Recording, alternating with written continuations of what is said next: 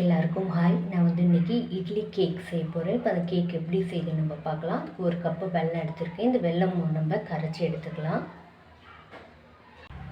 வெல்லம் நான் சேர்த்துக்கிறேன். ஒரு கப்பு வெல்லம், அரை கப்பு தண்ணி சேர்க்குறேன். வெல்லம் நல்லா கரைஞ்சி வந்துடுச்சு, நம்ம எடுத்துடலாம். 1 டேபிள் ஸ்பூன் நெய் சேர்க்குறேன். 1 டேபிள் ஸ்பூன் முந்திரி சேர்க்குறேன். 1 டேபிள் ஸ்பூன் பாதாம் சேர்க்குறேன். நல்லா மிக்ஸ் பண்ணிடலாம்.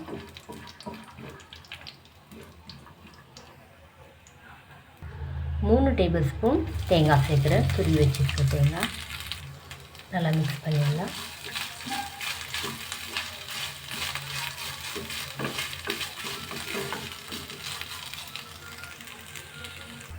அவ்வளோதான். 2 நிமிஷம் போல் போதும், எடுத்துடுறேன். அவ்வளோதான், ஒரு 2 நிமிஷம் போதும். இப்போ நம்ம எடுத்துடலாம். இப்போ நம்ம வெல்லம் நம்ம வடிகட்டி எடுத்துடலாம்.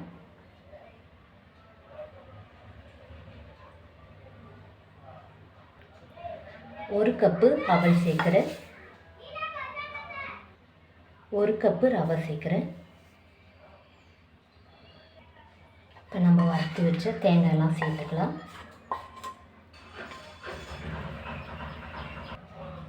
இப்போ நல்லா நம்ம மிக்ஸ் பண்ணி விட்டுக்கலாம்.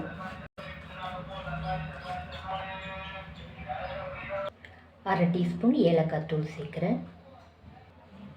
கொஞ்சமாக தண்ணி சேர்த்து நம்ம மிக்ஸ் பண்ணிக்கலாம். அவ்வளோதான், நல்லா மிக்ஸ் பண்ணி விடலாம். இப்போ மூடி போட்டு 15 நிமிஷம் இருக்கட்டும். இப்போ 15 நிமிஷம் ஆயிடுச்சு. ஒரு வாட்டி மிக்ஸ் பண்ணலாம். கொஞ்சமாக நம்ம தண்ணி சேர்த்துக்கலாம், ரொம்ப கொஞ்சமாக.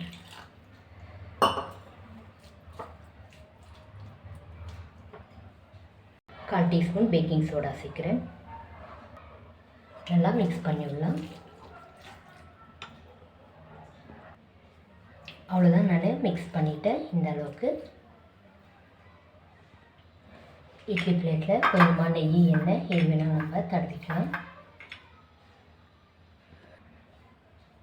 அவ்வளோதான், கொஞ்சம் கொஞ்சமாக எடுத்து வச்சுக்கலாம். இப்படி அவ்வளோதான், நல்லா அப்படி கை வச்சு ஷேப் பண்ணிக்கலாம். அவ்வளோதான், இப்போ தண்ணி கொதிக்குது. நம்ம பிளேட் உள்ள வச்சிடலாம்.